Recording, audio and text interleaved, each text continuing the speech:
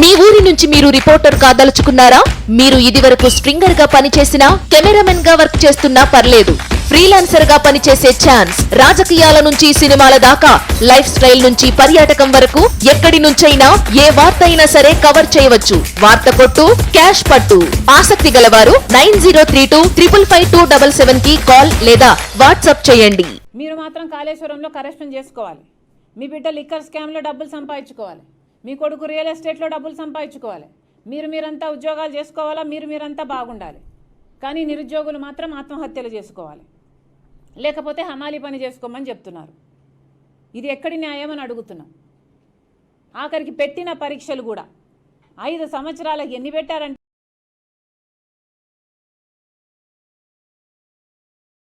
బజార్లో, అంగట్లో పేపర్లు అమ్ముతున్నారు, మాట్లాడుతున్నారు. దీని ఇర్రెస్పాన్సిబిలిటీ కాదు అని అనకపోతే ఇంకా ఏమనాలే? ట్రాన్స్పరెన్సీ గురించి మాట్లాడుతున్నారు. టీఎస్పీ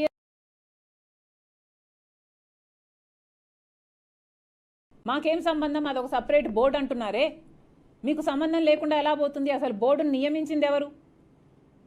కేసీఆర్ గారి ప్రభుత్వం కాదా? మరి బోర్డు మెంబర్స్ని చేయాల్సిన బాధ్యత మీది కాదా? రీవ్యాంప్ చేయాల్సిన బాధ్యత మీది కాదా? పోయి ఆ బోర్డును కనీసం రీకాన్స్టిట్యూట్ చేయాల్సిన బాధ్యత మీది కాదా?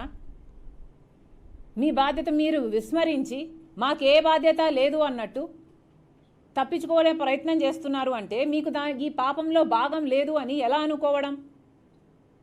సిట్టేసామంటున్నారు. ఎన్ని వాటిల్లో మీరు సిట్టేయలేదు? డ్రగ్స్ కేసులో కూడా సిట్టేశారు. ఏమైంది? విచ్చలవిడిగా డ్రగ్స్ దొరుకుతున్నాయి. పెద్ద పెద్ద వాళ్ళనందరినీ ఎంక్వైరీకి పిలిచింది సిట్టు.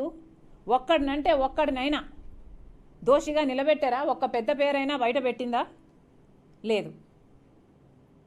న్యాయం కేసు అది కూడా అలాగే.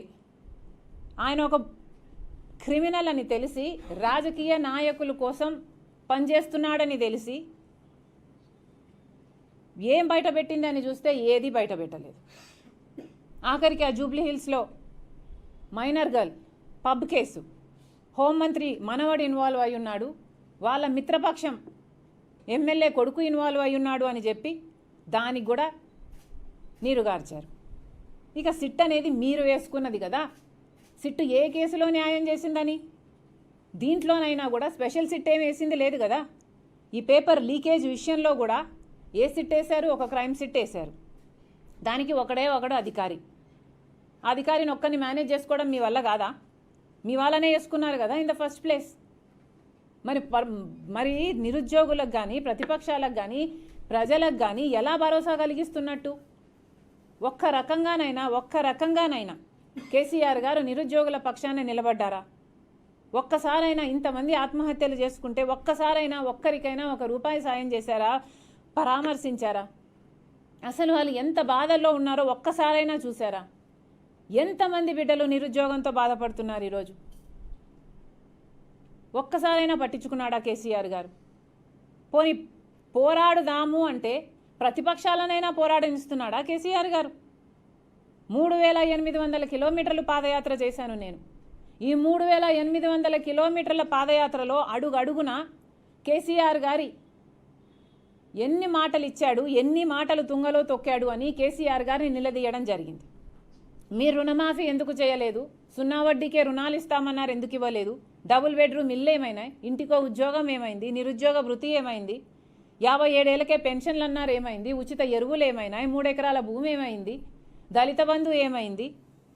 ఎంతమందికి ఇచ్చారు అని ఇలా ప్రతి చోట మేము కేసీఆర్ గారు నిలదీసిన పాపానికి మా మీద టీఆర్ఎస్ పార్టీ, బీఆర్ఎస్ పార్టీ వాళ్ళు దాడి చేసి, నా బస్సును తగలబెట్టి, మా వాళ్ళ మీద దాడి చేసి, వైఎస్ఆర్ గారి విగ్రహాలను ధ్వంసం చేసి, మా మీద రాళ్లతో కట్టెలతో దాడులు చేసి, లా అండ్ ఆర్డర్ ప్రాబ్లం వాళ్ళు సృష్టించి పర్మిషన్ క్యాన్సల్ అంటూ నన్ను తీసుకొచ్చి హైదరాబాద్లో పెట్టారు. ఆ తర్వాత కూడా ఎన్ని పోరాటాలు చేద్దామనుకున్నా అడుగడుగునా హౌస్ అరెస్ట్లే. జిహెచ్ఎంసీలో మీటింగ్లు పెడతామనన్నా పర్మిషన్ ఇవ్వరు, లేకపోతే జనతా రైడ్లు చేస్తామనన్నా పర్మిషన్లు ఇవ్వరు, నిరుద్యోగుల పక్షాన పోరాడదామంటే హౌస్ అరెస్ట్లు. ఏమిటండి ఇది? ప్రతిపక్షాలను బతకరిస్తున్నారా? ఎవరైనా ప్రజల పక్షాన నిలబడి పోరాడదామంటే వాళ్ళని హౌస్ అరెస్ట్లు. మన బండి సంజయ్ గారు కూడా కోర్టుకు వెళ్ళి తెచ్చుకోవాల్సి వచ్చింది. మరి ఇలా అయితే ప్రతిపక్షాలు ఎలా బతకాలి? ఎలా ప్రజల పక్షాన నిలబడాలి? అసలు మా బాధ్యత ఏమిటి? ప్రజల పక్షాన నిలబడి ఘోర కొట్లాడటమే మా బాధ్యత అయినప్పుడు, అది మమ్మల్ని చేయనినప్పుడు ఇది ప్రజాస్వామ్యం ఎలా అవుతుంది? ఇది తాలిబాన్ కాదా? ఇది ఆఫ్ఘనిస్తాన్ కాదా? మీరు తాలిబాన్లు కాదా? అందుకే ప్రతిపక్షాలన్నీ కలిసి రావాలి అంటున్నది. అందుకే మనం ఒక్కొక్కరముగా పోరాటం చేస్తే మనల్ని హౌస్ అరెస్ట్లు చేస్తున్నారు, పర్మిషన్లు ఇవ్వటం లేదు. అందుకే కలిసి కట్టుగా ఒక్క తాటి మీదికి వచ్చి పోరాటం చేయగలిగితే మన బిడ్డలకు, తెలంగాణ యువతకు, నిరుద్యోగులకు మనం న్యాయం చేసిన వాళ్ళం అవుతాం. ఒక్కటిగా పోరాటం చేస్తే దేనికైనా పర్మిషన్లు వస్తాయి. ప్రగతి భవన్లోకి మార్చు చేయడానికైనా పర్మిషన్లు వస్తాయి. ప్రగతి భవన్ ముందు కూర్చొని ధర్నా చేయడానికైనా పర్మిషన్లు వస్తాయి. సిబిఐ ఎంక్వైరీ కూడా వస్తుంది. నేషన్ అంతా, దేశమంతా ప్రతిపక్షాలని ఒకటి అయితే దేశమంతా తిరిగి చూస్తుంది. మన డిమాండ్లన్నీ మీట్ చేసుకునే, మన డిమాండ్లన్నీ నెరవేర్చుకునే అవకాశం వస్తుంది. సిబిఐ ఎంక్వైరీ వస్తుంది. 191,000 ఉద్యోగాలు కాదు కదా, 3,85,000 ఉద్యోగాలు, కొత్త మండలాలు, కొత్త జిల్లాలకు కావాల్సిన సిబ్బందినంతా కలుపుకుంటే ఇవన్నీ సాధించాలి అంటే ప్రతిపక్షాలన్నీ ఏకం కావాలి. ఏకం కాకపోతే కేసీఆర్ గారి మెడలు వంచడం చాలా కష్టం. మన రాజకీయాలను పక్కన పెట్టి దయచేసి మన యువత కోసం ప్రతిపక్షాలన్నీ ఏకం కావాలని వైఎస్ షర్మిల కోరుతుంది. ఏపాక్, ఆల్ పార్టీ యాక్షన్ కమిటీ ఎందుకు ఫామ్ కాకూడదు? మన జెండాలు వేరైనా ఒక్క అజెండాతో మన బిడ్డల కోసం, మన నిరుద్యోగ బిడ్డల కోసం కలిసి పోరాటం చేద్దాం. వైఎస్ షర్మిల ఈరోజు ప్రతిపాదిస్తుంది T save Telangana students action for vacancies and employment. ఈ ప్లాట్ఫామ్, ఈ ఫోరం ఒకటి ఫామ్ చేద్దాం. ఈ ప్లాట్ఫామ్ లో అన్ని పొలిటికల్ పార్టీస్ ఉంటాయి. అందరము కలిసి పోరాటం చేద్దాం. T save Telangana students action for vacancies and employment. వేకెన్సీస్లు, ఎంప్లాయ్మెంట్లు ఎంత ముఖ్యమో స్టూడెంట్స్, మన యువత అంత ముఖ్యం. స్టూడెంట్స్ అని ఎందుకు అంటున్నాము అంటే వాళ్ళకు ఫీజు రీయింబర్స్మెంట్ అయినా, వాళ్ళకు ఫీజులైనా ఏదైనా కూడా మనము యువత పక్షాన నిలబడాల్సిన అవసరం ఉంది. దయచేసి ఈ టీ సేవ్ లో అన్ని ప్రతిపక్షాలు పాల్గొనాలని మనస్ఫూర్తిగా ఆహ్వానిస్తున్నాం.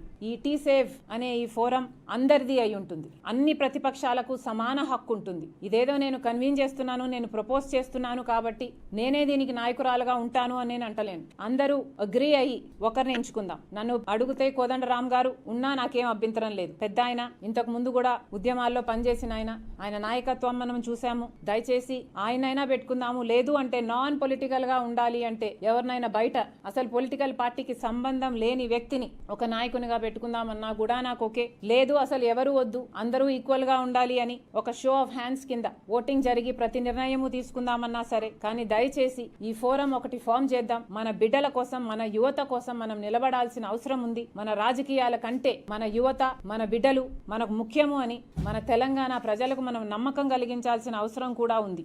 ఏప్రిల్ 10వ తేదీన అందరం కలిసి ఒక కామన్ ఏరియాలో, say press club or anything like that, అందరం కూడుకుందాం. అక్కడ how to go about it అనేది, ప్లాన్ ఆఫ్ యాక్షన్ అనేది నిర్ణయిద్దాం. దయచేసి అన్ని ప్రతిపక్ష పార్టీలు కలిసి రావాలి అని వైఎస్ షర్మిల మనస్ఫూర్తిగా ఆహ్వానిస్తుంది. హాయ్ ఫ్రెండ్స్, మా టుడే టుమారో యూట్యూబ్ ఛానల్ చూస్తున్నందుకు చాలా థ్యాంక్స్.